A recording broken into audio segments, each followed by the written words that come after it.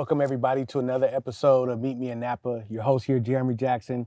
I have the honor to be here at the wonderful Truchard Family Vineyards here in Napa Valley, right off of Old Sonoma Road. And the beautiful Miss Suzanne Truchard is here today to talk about just her journey here in the Valley, this wonderful wine, the brand, and just, all the things that, by this point, you guys have seen the stories and the conversations I have. I don't need to rehearse it and recap it. But I do have a very, very special guest here today, Miss Suzanne Truchard. How you doing today?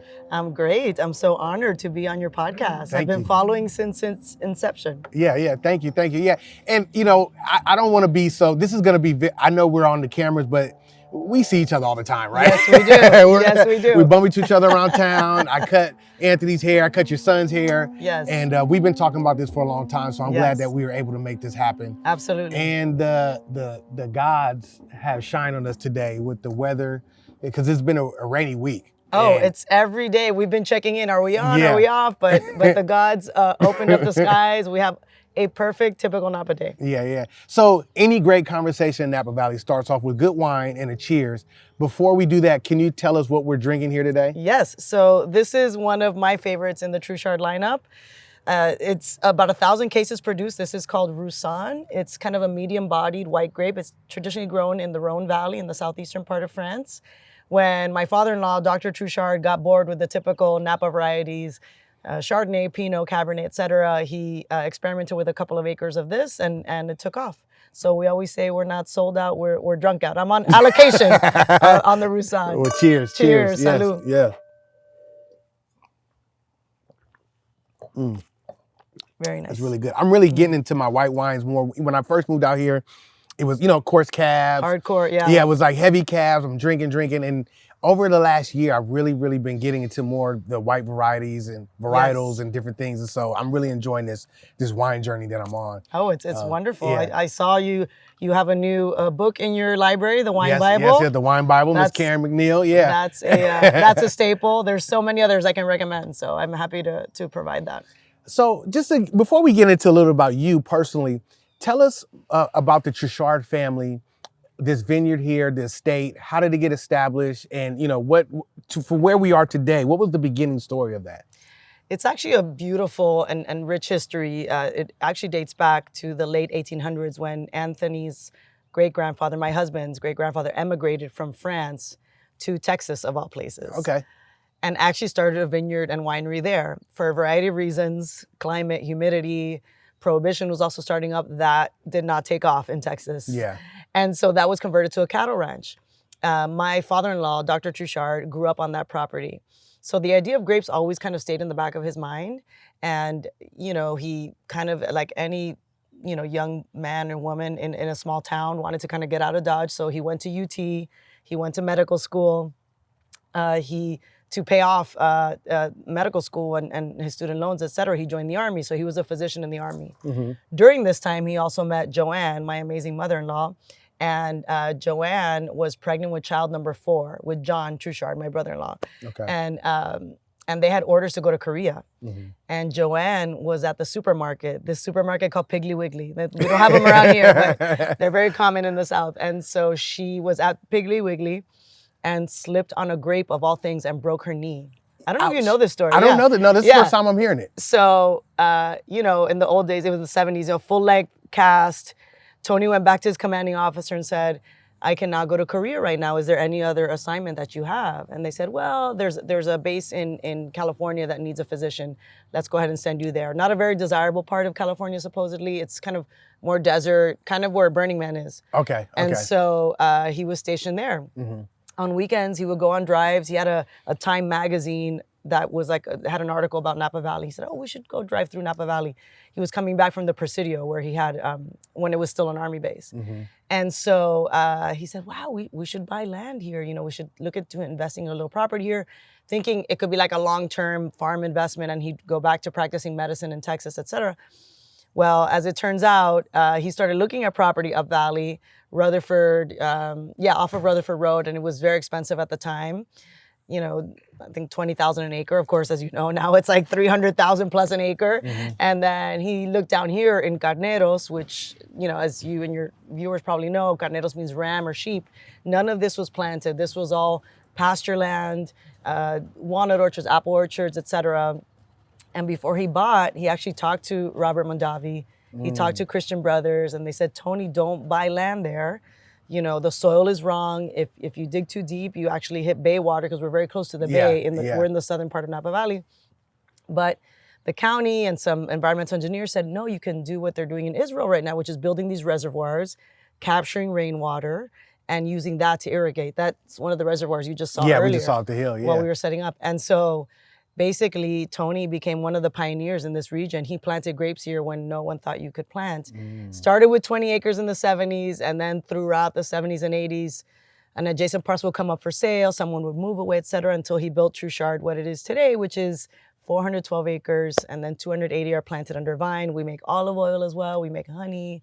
It's really more of a working ranch, and we sell the majority of our grapes, to other wineries, and we keep about 30% to ourselves. So our production is about 20,000 cases, more or less. And as you know, my husband came back to the family business 21 years ago now, and became GM, and has been helping manage and run it ever since. Wow, that's an amazing story. It never gets old to me when I have these conversations with people about just the journey to when we come here and we get wine buses and we buy SUVs and we come here and people have bachelorette parties and bachelor parties. But just to hear the history of innovation, of just the foresight of someone having to think of, let me buy this land and then let me do something that nobody's done before, right? And you're looking at 60, 70 years later, how millions of people come here every year and get to enjoy what somebody was just an idea to someone else. It's incredible. It's And there's so many stories in the valley like that. Sometimes the perception of Napa gets misconstrued, and that bothers me so much, because there are so many people like my father-in-law, and it's just a story of hard work and grit and passion, and he did all this while practicing as a physician, Monday through Friday, and then Friday packed the kids into the car and they lived on a trailer on the property. So it's so unique. And there's so many beautiful, anecdotes and stories that I've learned over the years living here now, 16 years, I can't believe it. And I think that, I credit, Robert Mondavi with kind of a rising tide lifts all ships. It wasn't, in other wine regions of the world, it's actually very competitive. People don't share their secrets. They don't share which, cooperage or what, sort of formulas they're using. Here, Napa, I think there's a camaraderie. And as you know, I'm in many businesses, law, real estate, fitness, et cetera. But I do feel as though the wine world is one that's a very shared love of the product. So. I hear this often too. Robert Mondavi's name often comes up in a lot of conversations, right? Of course. For the origin stories of a lot of people. Yes. I think some of that, when you talk about the old world, because they've been around for thousands of years, right? So these are multi-generational, already established families, where Napa was at a time they were making a name for themselves, right? So it's when you're at the creating or the beginning of something, together we're stronger. Absolutely. And so it only makes sense to have powerhouses all around you, which you say the rising tide lifts all boats, and that in the theory and how I'm thinking it through in my brain in the moment, right? So, absolutely. No, and there's a lot of great wine being produced throughout all of California, but if you travel anywhere in the world, when people think of, American, U.S. wine, it's Napa Valley. Napa Valley. It's a great wine capital of the world, along with Bordeaux, along with Mendoza. So I think that, it's a really unique part of the country and the world. So with the where you guys are centered here in the Carneros part, kind of just give a quick explanation of what separates Carneros from the rest of the valley. Like you have the mountains, you have Veeder, you have Spring Mountain, you have, if you're familiar, you have all these different areas, the valley floor. What kind of makes Carneros special in its own right from the rest of the valley? It is incredible when you think about these. So Napa Valley is its own appellation, as you know. So then there's these sub-appellations that have been created over the years. And Carneros is the only appellation that actually straddles Sonoma and Napa. It's the only one that you can say that. So some people put Carneros Sonoma, other people Carneros Napa. We're 100% Napa on our side. And the uniqueness of this, as you feel it now, is these bay breezes that you get that come through. The other unique part is, you know, Napa, you have the valley floor and you have the two mountain ranges along the sides. This is more sort of rolling hills. And so, and you have and most importantly, you have a different type of soil here. So the majority of Carneros, or a good chunk of it, is clay soils, which they thought, you know, was, you know, too dry, you know, to plant grapes, etc. But fortunately with our property, it's a very long property. It stretches about a mile long. And you have I think about over 10 different types of soil. So we are kind of in the foothills of Mount Veeder, if you will, which enables us to plant Cabernet, to plant Tempranillo, Zinfandel, hardier, you know, red grapes that people are always like, Carneros Cabernet? And we say, yes, it's Napa Valley, honey.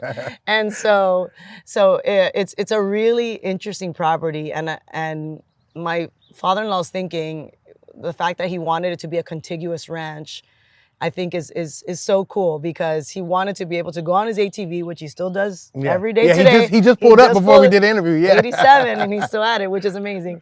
And instead of having other people, you know, Beckstoffer, for example, owns different ranches throughout, but Tony really wanted this contiguous ranch that he would be able to enjoy and farm and ranch, you know, himself. So. Wow. So let's get into a little bit about you, Miss Suzanne Truchard. So I can't remember the first time me and my wife met you, but we used to always run into you at the gym. Yes. I know there's a barbershop. We used to always see you around town. And you used to do the classes at the In Shape over there. I still do. You still do them? Okay. I still teach yoga. All right. Yes. Well, that's my little escape from all the madness of the I go world. into these spurts where I want to work out, then I don't work out, then you know. We got to get you in the yoga class. But so you're from Florida originally, Yes. okay? And you're a Cuban from Florida. Yes. So what is your origin story? What's your story? How was it like for you in Florida, and, you know, being a Cuban out there, and just what was your humble beginnings? Oh my gosh, they were humble. Yes.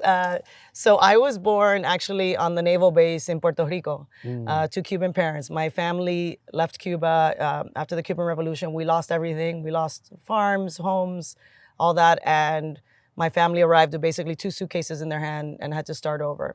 So my grandparents grew up, you know, just instilling that into my parents, that hard work and grit, and you got to, you know, work hard. And so that was instilled in me. You know, I grew up in like peak Miami 80s. It was, you know, now tell the true story. Yeah. I'm like, how deep do you want to go? Because all I know is the Scarface movie. I'm a California kid. We were watching Scarface movies, and of course, we know everything is not like that, but it was a very accurate depiction. There you were South certainly, Beach and, yes. So in the 80s when I was little, you know, you kind of, it was like, my parents are probably going to be mad at me for this, but like, you know, friends of friends that were in that business. Yes, and, yes. You know, you'd go to these crazy little kid parties with a carousel and a lion and a tiger and, Yeah. you know, all these things. But it was still like a humble and sweet, you know, it wasn't anything fancy at all. And then, you know, I grew up, I did well in school. I've told this story a few times, but, you know, I got into all these top schools and my family couldn't afford it. And, you know, at the end, the community really came together to put me through Harvard. You know, it was like Harvard, Princeton, Georgetown, and Michigan. And, you know, we had to come up with $10,000. And my mom was like, how much can you give? $2,500. I can give 1,000. Clients, grandparents, aunts, uncles. And that really was a formative moment for me. I don't know if you've seen the movie Mr. Destiny. It's like a really old movie with Belushi. But anyway, it's just like how our sliding doors, how one moment can just really change the trajectory of your life. Yeah. And after Harvard, I went to law school in Chicago at Northwestern. Braved the Chicago So you winters. undergraded at Harvard. Undergrad at Harvard. Okay, we're not going to just skip over that. We're not going to just skip over that. So when you undergraduated at Harvard, what were you studying there? What was your major in? So at Harvard, we call them concentrations because they try to be fancy. You have, if they don't have the concentration that you like, you have the option to create it. It's very hard to do, but I, along with 3 others, did it. And I majored in healthcare policy. So at that time, the Clinton healthcare plan was going forward. There was all these interesting innovations happening in healthcare, government, and kind of the business of healthcare. And I wanted to study that and that interaction and sort of from a policy perspective, how can we improve our US healthcare system? And after several rounds, we got it approved. And it was really interesting because I was able to study at the Kennedy School of Government. I was able to go to, sit in on lectures at Harvard Law School, Harvard School of Public Health, alongside my undergraduate classes. So is there anybody in your class that's in Washington, D.C. now that you know of? Yes, of course. My dorm mate, Seth Moulton. Okay. And he's running for Senate now. And, Okay. and several others that are in like high level government. And I'm just so proud and happy. We actually have our 25th college reunion, and I'm one of the co-chairs. It's coming up in June. Okay. Which is what I'm trying to get in shape for. All my friends know it. I'm cheating now. But in any event, it's really amazing to see, what in all these various fields, what these people that used to hang out and have breakfast with or, do these study groups become just really brilliant people making meaningful contributions to society. Yeah. So, okay, so we had Harvard. And you finished there, and then what was your next step? And then I took a year off. I was a paralegal in Miami, making sure I wanted to study law and all that, and then went to law school. Were you what side of the law were you doing a paralegal for? Was it like criminal? Was it healthcare? Was it government? It was a very niche area of the law. I was franchisee versus franchisor, so a lot of the McDonald's, Wendy's, etc. The franchisor was not supporting a franchisee. People own these individual McDonald's, so it was corporate litigation, I would call it. Okay. Yeah. Okay. Without getting too much in the weeds, but it was great. I learned a lot and great experiences, and just going into downtown Miami in my suit and stuff, and going to happy hours, and it was a nice time. And then I knew I did want to go away to law school, and I actually did my first year of law school at Vanderbilt. I lived in Nashville. But it was kind of like being the token Latina there. Nashville has changed a lot since then. Yeah. And more importantly, the law firms that I wanted to where I wanted to work were not recruiting there. So I transferred to Northwestern. Okay. And then I finished off in Chicago.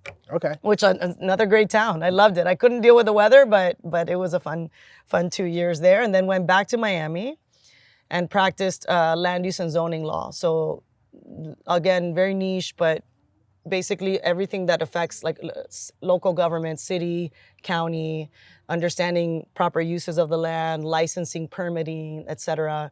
And I did that for about 4 years. And then during that time, I started visiting Napa Valley with girlfriends. Friend had a wedding out here. And I just kind of fell in love with the Bay Area in general. And I thought I was gonna be kind of like a powerhouse attorney in downtown San Francisco, financial district. I started interviewing for jobs there, in-house counsel, et cetera. I just wanted to be out here. My family in Miami was freaking out, and so on one of those trips, I went wine tasting with my girlfriends, and I came to Truchard on a recommendation of a friend who's a rep in Miami. And I said, I don't want to go to, one of these big corporate wineries. I really want to go to a small mom and pop. He said, you should go to Truchard. You'll like Truchard. And, we pulled in here and this gentleman came out by the name of Anthony Truchard, and he was the person that gave the tour. So your current husband now gave your wine tour here at Truchard. Okay. Yes. So now I'm going to get you. We have an extra sip. I'm going to get you, I'm going to get you in trouble. Okay. No. So when you get here, you're doing your wine tour. Of course, I'm pretty sure it is jolly. You got your girlfriends. It was one of your girlfriends were getting married, right? Yes. Okay. And this was your first trip to Napa, or have you been here several times already? It was, I think, my third or fourth trip. Okay, third or fourth trip. Okay. So who caught whose eye first? He caught your eye first, or you caught his first? Honest to God, this is true. When I met him, I said, oh, he's a handsome guy, but I didn't think anything romantically because I didn't know his story. And at that point, you kind of like Facebook stalk each other a little bit. But, he said to me, I'm going to be in Miami next week. I have a meeting with our distributor. And I said, perfect. Call me. I'll take you out for some Cuban food. Okay. Not thinking anything, just, You really didn't think that? No, I didn't, I swear. But just, you know me, like I'm very personal, I'm very social. Yeah. You are though, you are very social, yes. And so we did, and we went to Lario's and we had Cuban food, and I eat and drink and talk very fast, and he's very he calms me and centers me, and he's very slow. I thought he didn't like the food. Turns out he loved it, and he loved Cuban culture. He had, he had seen the Afro-Cuban All-Stars. He just was like a big, fan of it all. And then after that lunch, I was like, I think he's kind of flirting with me. and then after that, it was like right away. He's like, we should meet up again. And then the rendezvous started like every 2 to 3 weeks. We tried to figure out a way to get together until finally I took the plunge and then, moved here instead of San Francisco. So from the time you met to the time you moved here, what was that? What was the time frame on that? It was... You gotta make sure your story is consistent to what you told your kids. Okay? Yes, no, it is. It was 4 months. It was very quick. Yeah, but you know what? You know what I like about that is that it's funny because it's when you're talking about these stories, you're thinking about it and you're like, I don't want to sound like it was too fast. But most of the longest love story journeys that I've heard of happen really quick. Yes. It's never like this whole, you should wait 2 years. And you should. I know. It's like, no, we met. And I was like, no, that's the one. And those seem to be like the ones that like really, really last longer. It's wild. Yeah. What's that Instagram account that's like Meet Cutes? That they interview couples in New York.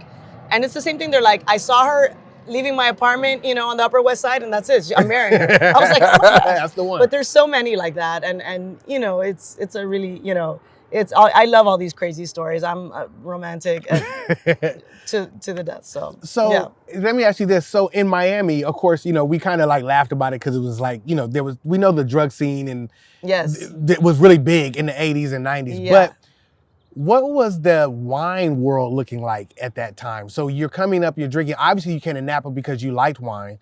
But what was your introduction to wine from the Miami side?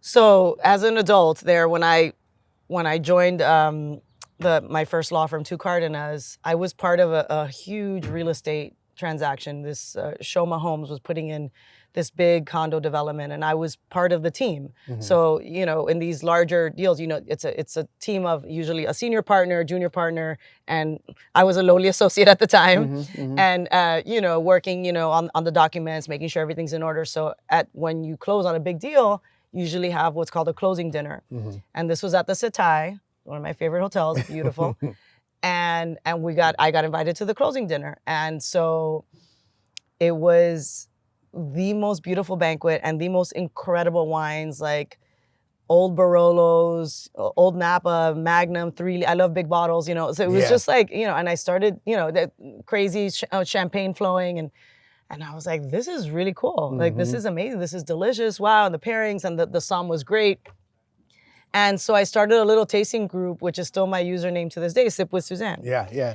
And so Sip with Suzanne was created. We would do, we'd meet up at different restaurants at people's homes.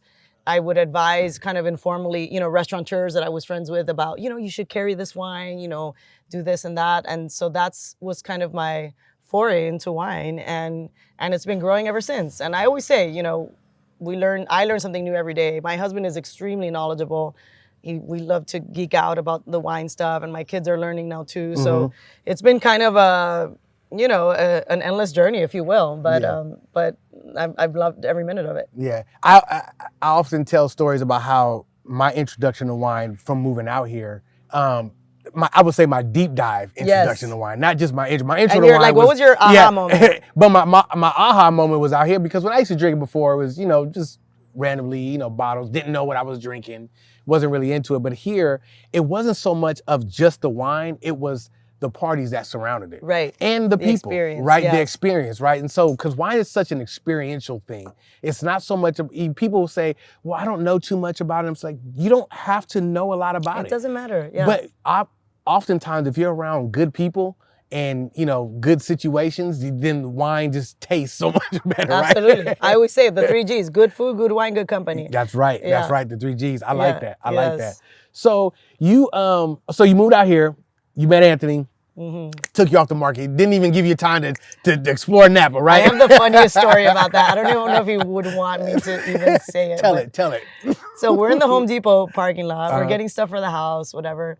And there's this Italian, he does websites and film or whatever.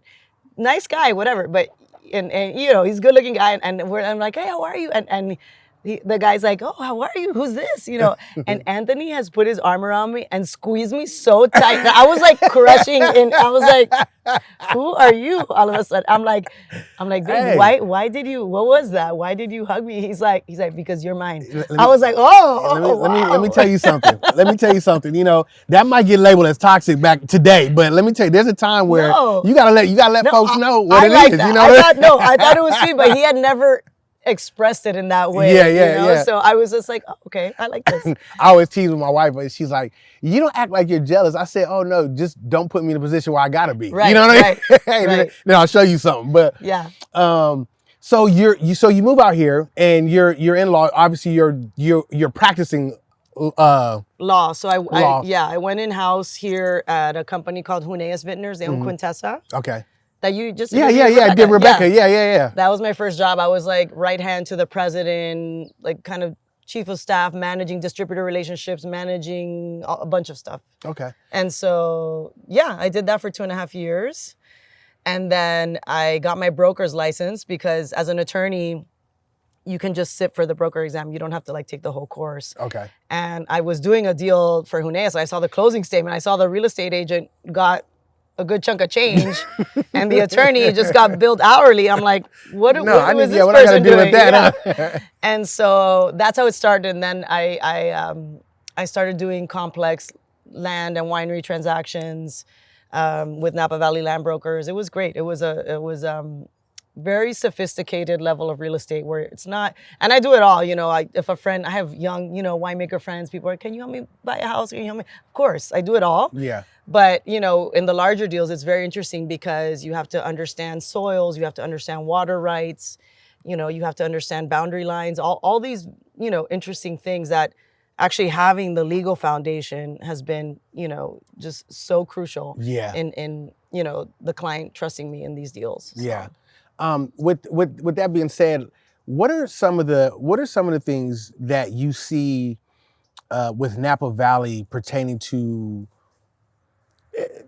the laws that what wineries can and can't do, and what is your opinion about it? Like, I guess to be more specific, as I've talked to different people, they have different opinions about the laws that regulate wineries here in the Valley. Just not only from a personal standpoint, but also from a legal standpoint, can you give your take on like why they have that approach, and do you think that it is helpful to wineries and to the Valley as they're trying to grow into this new era, transitioning from this hardship of what we're going through now into this new era? What is your take about that? No, it's a great question. And look, everyone acknowledges the WDO was a great thing in preserving Napa Valley in what it is today. If we did not have that, we would be like most of the Bay Area, just paved through with construction and development and homes and homes and homes and homes stacked on each other. And that uniqueness of Napa is because of that. Mm-hmm. That being said, is it worth a revisit to analyze some of the requirements that are so onerous and so inefficient and so expensive? Mm-hmm. And I think that, it's no secret that Napa has definitely taken a hit in the last few years. It's perceived as too elite, all these things, and now with people, we're going through what my friend Tim coined neo-prohibition, which it is a neo-prohibition. Mm-hmm. People are looking at other things besides wine, edibles, non-alcoholic drinks, etc. And so what we need to do is bring it back to basics and let the farmers farm, let the winemakers make wine, and do that within reason. Everything within balance. I'm not saying open the floodgates to allow certain, allow anything goes, but I do think that it's worth, understanding the plight of, farmers and what we're dealing with today with the amount of grapes in the market, all those things. People, perceive Napa as this, like I'm frolicking in the vineyards all day. It's like, no, we are hustling. You're getting up working every day. We are hustling. We're working. I'm, going to Target, taking my daughter to dance and coming back, working on a contract. Like there's just a lot that comes into the day-to-day that I don't think people realize. And by the same token, I do see, as you know, when I ran for office, like I did see this tale of two Napas, mm-hmm. and the two Napas don't always touch. Yeah. Yeah. And you do have this, these vintners that care for the community, that contribute immensely to the community. And then you have this, there's a part of Napa that's very humble and poor and needs help and needs services, that which the county provides, but it's also largely subsidized by the wine industry. So it should be a symbiotic relationship. And instead, it's this, there's kind of this quiet animosity that exists, just from my sort of anecdotal, experiences knocking on doors. So if you have for a day to have complete power, whatever Suzanne says, that's going to be the change. Oh my gosh! Give me just be careful. Well, we don't want that to happen. We know that that's too much. I'm gonna stay away from that conversation. Yeah. But what would you change as far as pertaining to the rules and regulations here in Napa? What's one thing that you would shift here to help the Valley?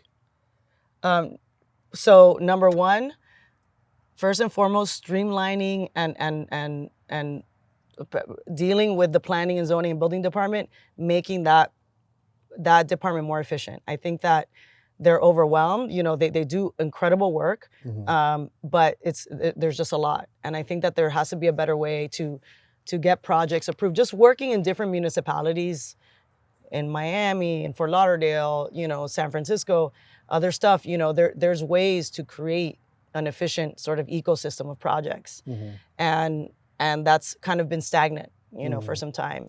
City-wise, same thing. I would we're just outside the city, but everything that happens in the city still affects us. Right. There's a lot of urban infill that can happen in downtown Napa. There's a lot of blight in certain homes. You see this beautiful, Victorian, well-kept, amazing bed and breakfast, and then you'll see a home that's just like decrepit and falling apart. And in certain cities, there's ordinances to stop that. If it's an elderly person, there's services for that as well. There's just certain things to make the city of Napa more beautiful that I think, that's not the focus right now. People are just sort of kind of going through the motions is what I see. There's no bold action that, I don't know. For me, I grew up getting things done. Like, okay, when this needs to get done, we're going to do it. And then lastly, this is not a selfish thing, but a personal thing is there's not a lot of options for kids. So I'm on the board of Napa Little League. This is a great example. We had to turn away kids this year because we don't have enough fields, and we can't manage that number of kids with the fields that we have and the teams. The city of Napa has the capability to give us land adjacent to Napa Little League. I've talked to many people about this. Again, nothing happens. So for me, it's just like, just get things done is really my mentality. And this is not a blazing, we're not putting a skyscraper in the middle of downtown Napa. We're not doing anything. This is really basic stuff that we can implement. We have a healthy budget on both the city and the county side. And I think that we should act on it. Thank you for that. So tell me a little bit more about more on the fun side. Yes, I know. I can get very serious. I know you can. But you know what? No, you did run. I want to stay there before I shift it. You did run for office. And what was the seat that you ran for? It's Napa County Board of Supervisors. Okay, so you ran for the Board of Supervisors. Yeah. Okay. So often in conversations, the Board of Supervisors is what often comes up, either on camera or behind the scenes. Yes. So you didn't win it. But the thing is, are you going to run again? And if you do, what kind of difference would you bring and new vision that you think you would bring to the Board of Supervisors that maybe is not already there? Right. Well, it goes back to kind of the previous question, but it's so funny now that it's the election year again. Everyone's like, are you going to run? You're going to run? You should run. Yesterday, I took my daughter to the orthodontist. The dad sitting next to me was like, you knocked on my door. I voted for you. Please run again, etc. As much as you get these, words of encouragement, I'm also a realist, know, and I do think that A, it's very difficult to beat an incumbent. B, unfortunately, the general public just doesn't pay attention to local elections. Yes. And it's this what I learned is this very small group of people that kind of control and anoint the candidate. And if you're not the anointed one, it's an uphill battle. Okay.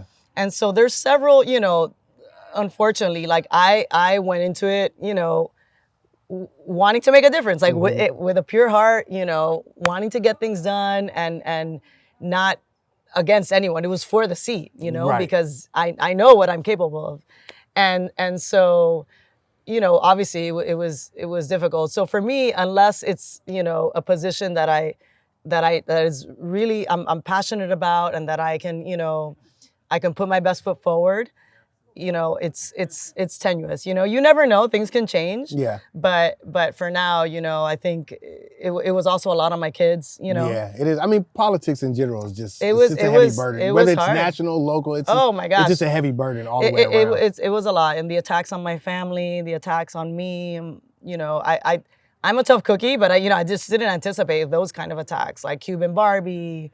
You're not a real Latina because I'm not dark skinned. Your last name is not Latino. You're part of this vineyard family. All these things, they didn't see me for me, which is most of my friends know me, the OG. Do you feel like that attack came from the Latino community more so than No, outside? It was more outside. not. Okay, It was more not from the outside. Latino community. Okay.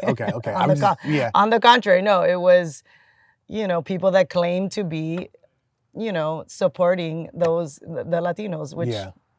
it's all a facade. There's all these things that happen behind the scenes that I learned that it's sickening. Mhm. And I know it's a part of everyday politics, local, state, national. But when you're in it, you're just like, wow, this is, it's not what I envisioned, in terms of making a difference, in terms of having a meaningful impact on my community and all that. So we'll see. So what are some things that you're doing now, if you're outside of politics? What are you doing to impact community now? I know. Well, Anthony's like, no more boards. But I am on the board of the Napa Chamber of Commerce, which I love. Okay. The Napa Chamber is doing amazing things for the community, for the business community, uplifting. I was encouraging you guys to join. Yeah. And I'm on the board of the newspaper, the Okay. editorial board of the newspaper. So cranking out editorials when I can, on the board of Napa Little League. And then a very nerdy board, Congress Valley Water District, which manages the water for this region as a whole. Okay. So, staying busy, apart from full-time work and, Yeah. and mommy land and having a kind of try to be a stress-free life, but it's never stress-free. And then, Yeah. as you know, I teach yoga and Zumba. That's my little, That's your release, huh? Yes, yeah, it's my 1 hour you of take it all out on the yoga Yeah. on the yoga mat. yeah. So what are some fun things that like so I'm pretty sure partying in Miami looks totally different than partying in Oh, yes. This is a very early town. It's changing a little bit. It's changed a little bit. That's one of my gripes about it. I don't know if it needs to be nightlife like, No. big city, but I do think that they can encourage a little bit more of it out here. But, who am I? It's just what I feel. No, right? no. And well, I think also it comes, with diversity, with bringing different cultures and different people to Napa. I mean, it's no secret, and I hope I'm not offended, but Napa is very white, and so you're No, one of the that's- few yeah. African Americans here. Let's be Yeah. clear, and I'm like the token Cuban, and so it's like, you try to bring that. What I think is that, the few of us, that are diverse, and there's people that around the valley that love all this culture that's coming into the valley. It's just to, I think, highlight it more. It doesn't have to be every weekend, crazy dance party, but maybe once a month do, a fun activity. And people are doing it. There's salsa dancing. There's DJs that do stuff, but it's evolved. And I will credit the owners of Cadet and Chispa as well. That Yes, I love them. Yeah. Yes. they're definitely, building that nightlife. Yes. But as you get up valley, it gets a little more challenging. Yeah. Well, now Ponchos is open in Yountville. Yeah, they just opened back up. Yes. Yeah. And- I went there. Yeah, I went there a couple weeks ago. Yeah. It was the opening night or the night after the original opening night. Yeah, so So there's little, glimpses and pockets of that nightlife. But in general, Napa, is a more of a quieter town. But that's okay too. I mean, as you get older, I feel like I get that escape of nightlife if I have to travel for work, And so I in Miami or New York, etc. So what kind of fun, like when you came out here and you were, into that world, how did you compare it to the two? Were you kind of like, oh, I miss Miami, or did you really embrace Like the way, because it is, I tell people all the time, it is fun here. It's like Yes.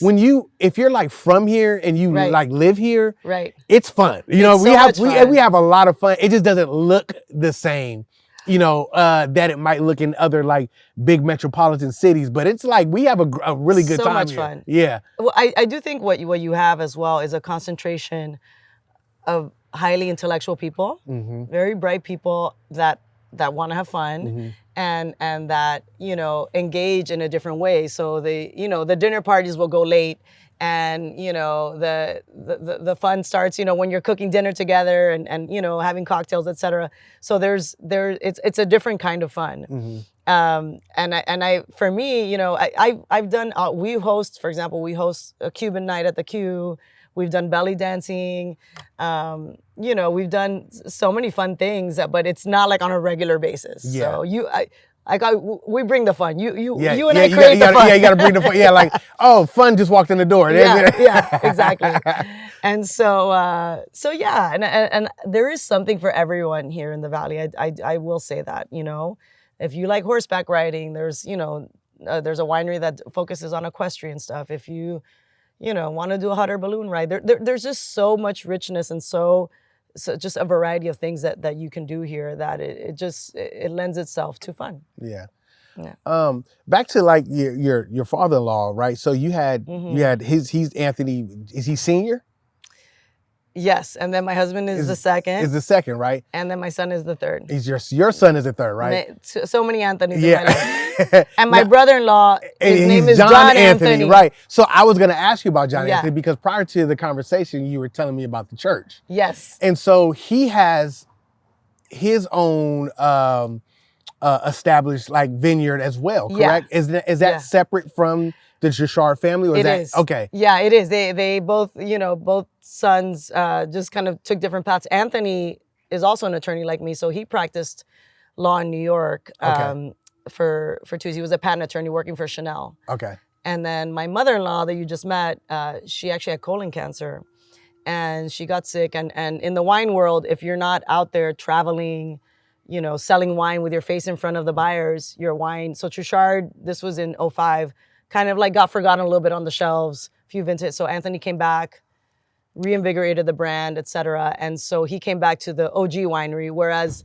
John started his own brand and his own vineyard management company. And since then, all the other, you know, businesses, Jam Cellars, you know, now the Napa Music Hall. Butter, right? And butter. And butter, okay, yeah. So a bunch of awesome projects, which I'm so proud of them. Like it's really just innovation. It's like the 2.0, you know, of Truchard. Wow. So, yeah. What a family legacy to be a part of, and so I mean, I didn't really ask. I don't know. Are your parents are they still alive? Or they? Yes. Okay. Do they come out and visit you? They come out probably twice a year. Okay. Yeah. I'm pretty sure they're proud of their daughter. Yes. As I mentioned, when I first, you know, moved out here, they were like, "What? You throwing away your career? You know, you're gonna be out in San Francisco with all those hippies." And I'm like, "Mom, it's." Then when I moved to Napa, they're like, "Okay, no, you know." And so anyway, but since then, they, you know, of course, they love Anthony, and they see that, you know, I built an amazing life here, you know, with surrounded by great friends, great people. And, you know, I didn't realize my Cuban American upbringing was so unique until I left Miami. So I think that, you know, bringing that here and you know, hosting the big pig roast we do every year at our house and stuff like that, it kind of enriches, you know, Napa, if you will. I'd say so. Yeah, we were talking earlier. We have a mutual friend that we're going to go to a wedding to next year, huh? Yes. Yeah, I'm very so excited. I'm excited. I know. Yeah. I can't wait. So we'll be in. We love a good destination wedding. Yeah. I can't wait for that. Is there anything else like that you want to talk about that you just care to share to let the audience know about the Valley, but your life, your family? What are future aspirations? Is there just anything that you would care to share before we kind of wrap it up? You know, I would say. First, a credit to you and your team. I love, you know, this organic growth of your podcast. It's been amazing. You know, you're more than just my husband and son's barber, but become a friend. And I love this aspect, this side of you that you're growing. And you are the true definition of what it means for innovation in Napa, to bring something different and And I hope we have more of that, Mhm. you know, more diversity, you know, more fun, more hard work too. There's always work to be done. Yeah. And I think as a valley, you know, and as a community, we are closer together. And I think that we can continue to build that if we just are not afraid to get things done and have that kind of bold action. So. Well, I've never really speak my plans too much, but I tell my wife all the time, I was like, I'm going to own a vineyard one day. Yes. I'm going to do it. So when I do, I'm going to have to hire you. I will help you. I will help you in more ways than one. I'm going to have to hire you to do all the legal, you know, real estate. Well, yeah. I mean, I think more importantly, what I've developed is like a network. Like when I sold a vineyard, I sold a vineyard to Fire Tree Vineyards, just gorgeous Chardonnay. And they're like, okay, where do we start? Which winemaker do we choose? Mm-hmm. Who should we do for this? And it's more of like my web of people that I feel is my asset and connecting people. And that's always what I've done. And I look back at my life ever since I was a little kid, like, oh, you should get with this, you know. So that kind of thing is really important to me, like bringing the right people together to get things done. Yeah. I say sometimes that this journey that I'm on, like I'm meeting all these incredible people. I'm like, oh, I see. I tell God, oh, I see what you're doing. You make me meet all these people. So when you bless me with the money, I already have all the contacts. Yes, you know? yeah, exactly. Pretty much. I see what he's doing. I'm gonna let him do it. You know. So we're done here. We're gonna walk up and show some of the vineyards and have you talk about it a little bit. But you know, I thank you guys for joining us here on the episode, Miss Suzanne Truchard, and incredible. You're gonna see a little piece in a second here after this. And yes, you're amazing. Fantastic. No, thank you. And thanks to your team.